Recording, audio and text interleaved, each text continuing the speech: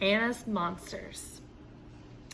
I'm scared of the darkness. I don't care who knows it. I don't like the darkness at all. I sleep with the lights on, 2 lights in my room and a much brighter light in the hall. I'm frightened of monsters that might come and get me whenever I climb into bed. My mother says, "Anna, you're just being silly. The monsters are all in your head." But I don't think that's true because of what happened last night, the first day of the week. I put on my nightgown, got under the covers, rolled over, and heard a strange squeak. It wasn't a mouse, and it wasn't a rabbit. It wasn't a dog or a cat. So I screamed out in terror. My mother came running. "Whatever," she asked me, "was that?" "I heard a strange noise," I explained to my mother. I was almost too frightened to talk. I knew it was monsters, some big hungry monsters. It was all I could do not to squawk. "I don't like the darkness," I said to my mother. "I don't like the dark and the night. Can't I get up and sit with you out on the couch in a room that's all cheery and bright?" "Oh, Anna," Mom said, and she looked at me sadly. "Do we need to go through this once more? Last night you assured me that you saw a monster. It turned out to be socks on the floor." "But this one was real," I complained to my mother. "I heard it squeak loudly and clear. I don't like the darkness. The monsters will eat me. Don't let them come anywhere near." My mother explained that the noises weren't monsters. She showed me some interesting things. For example, I learned that my bed makes a squeak when you push down too hard on the springs. So there weren't any monsters. They didn't exist. And I know that my mother was right. But what if those monsters that never existed came into my bedroom tonight? Use what you learned from reading the poem to answer the following questions. Number 1. This question is 2 parts. Answer A, then B. Part A. Read the line from the first stanza of the poem. "The monsters are all in your head."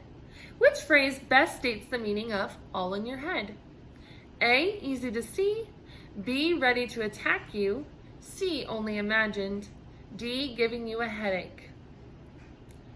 Part B, which detail in the first stanza best helps the reader understand the meaning of all in your head? A, I'm scared of the darkness. B, I sleep with the lights on. C, whenever I climb into bed. D, Anna, you're just being silly.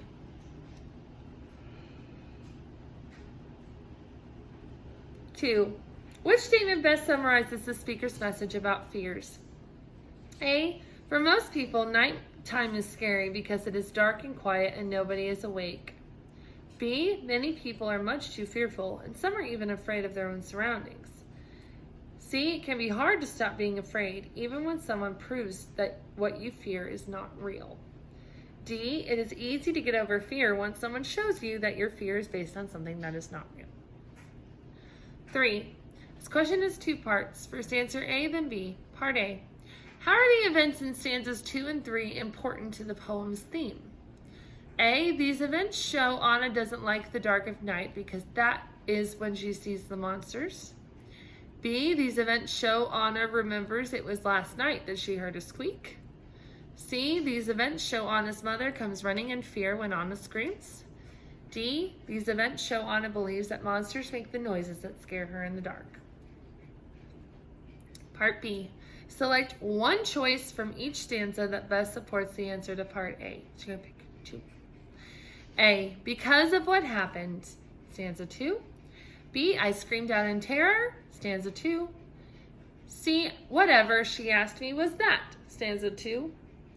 D, I knew it was monsters, stanza 3. E, it was all I could do, stanza 3. F, a room that's all cheery and bright, stanza 3. 4, which line from the poem best summarizes a theme of the poem? A, the monsters are all in your head, line 8. B, rolled over and heard a strange squeak, line 12. C, so I screamed out in terror, my mother came running, line 15. D, I don't like the darkness, I said to my mother, line 21.